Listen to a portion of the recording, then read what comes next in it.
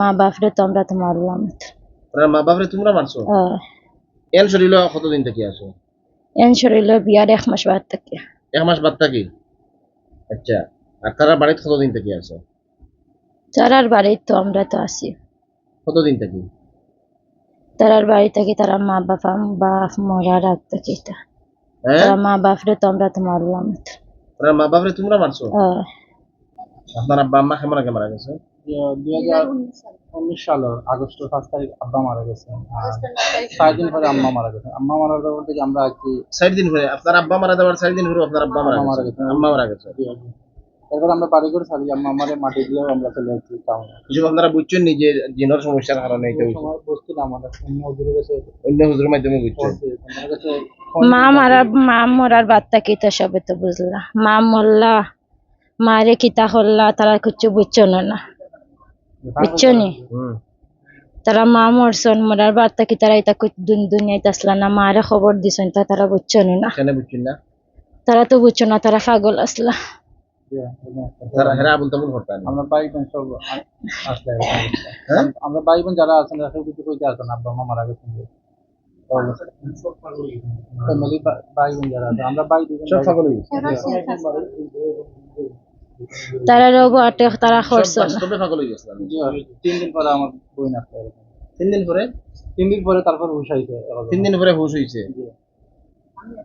আপনার? বোনের হুশ হইছে 3 দিন পরে? ভাইয়ের ওগুলা মানে দম যাওয়ার পরেও? ভাইয়েন তারা দেশও আসলাম না। আমরা বড় ভাই বাড়িতে আসলাম, তখন আব্বার আম্মা মারা যায়, তখন আর আমরা বাইরে দেশে আসলাম, তখন আমার আম্মা মারা যায়, আমার উনাইছে না। আর ওকে যদি যেতাম কইতে পারবো, কইয়া রাখতে আপনি মূলটা কি কৌসাই তুমি কিটা লাগে মাল্লা খেয়ে দিল। কিলা মারছইন? এ ফাটাইছে কোন কারণে ফাটাইছে? তারা মা বাপ তারা তো খেয়ে ফাটাইছে।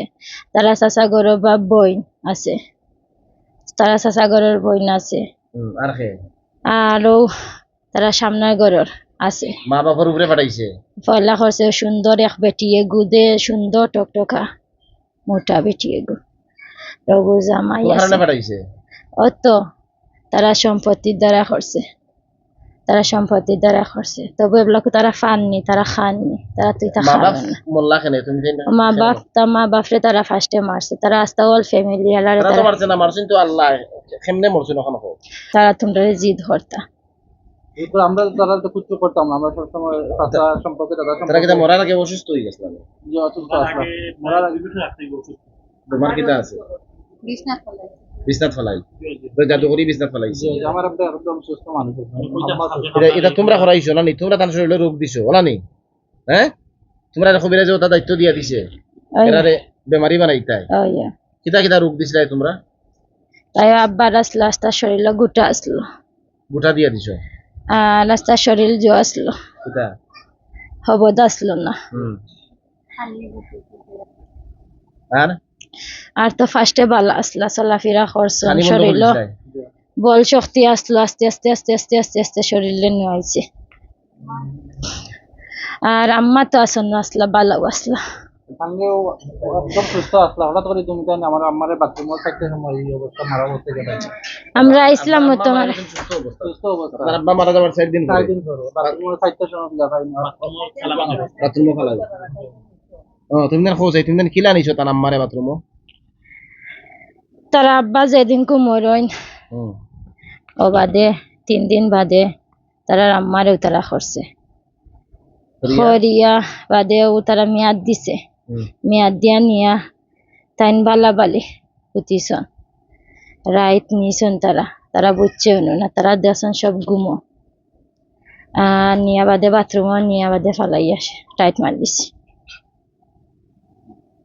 আচ্ছা, তুমি জানি মোট কতজনই বাড়িতে আছো এই ফ্যামিলির প্রতি করো? এক দাব বাদে আর এক দাব, যে দাব তারা পারে না বাদে আরো গুগুড়ে দে। ইলা মোট কতজন আছে? ইলা বহুত জন আছেন, আমি তো আজকে আইছি তো আমি তো বুঝি না এবলাকো তারা যে হুজুরে পারেরু না। এখন বড়ি কয়জন আছে তুমি? 5 জন আছে। 5 জন। আর বাকিরা কই? বাকিরা তারা আছেন ওটা সব হুন্তর তো বললো কেন? আচ্ছা, আল্লাহর কোন দিন ফাঁসটা দিব হইয়া যায়। ও ভাইয়া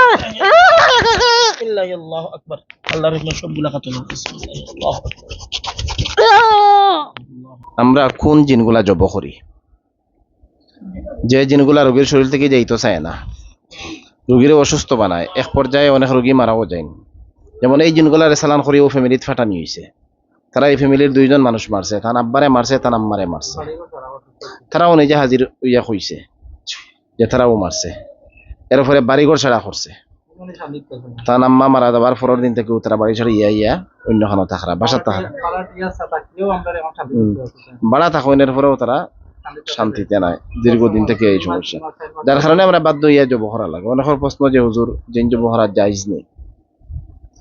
আমার ফ্যামিলির জীবন নষ্ট করিলা আর মানুষ মারিলা আর হত্যার বদলা আমরা হত্যা করলাম, কিন্তু আপনি অত বড় মুফতি হইয়া অযথা প্রশ্ন করেন, এগুলা এই সমস্ত প্রশ্ন করা এটা ঠিক নাই। আমরা পেজ বহুত বড় বড় বাংলাদেশের বড় বড় মুফতি সাহেব হলে ফলো করেন, তাই নিজের রোগী লইয়া আইন, তারা সাপোর্ট করেন, তারা সহযোগিতা করেন, তারা আমরা পরামর্শ দেন। গতিকে আপনি এই বিষয় নিয়ে না জানিয়া এটা বিষয় নিয়ে কোনো প্রশ্ন করার দরকার নাই। শুধু কোরআন মুখস্থ করিয়া তিলাওয়াত করিয়া রুকিয়া করিয়া হাজার হাজার টাকা ফিস নেন আর আমরা প্রশ্ন করুন যে জিন যুব করা জায়েজ নেই। আপনি আগে জিন যুব করা শিকুক বা আপনি আগে নিজে জায়েজ নি না জায়েজ, কোন কারণে জায়েজ কোন কারণে না জায়েজ, ওগুলো আপনি অর্জন করুক, গবেষণা করুক। এরপরে আপনার কাছে আপনি আমরা প্রশ্ন করা লাগতো না। ঠিক আছে ইনশাআল্লাহ।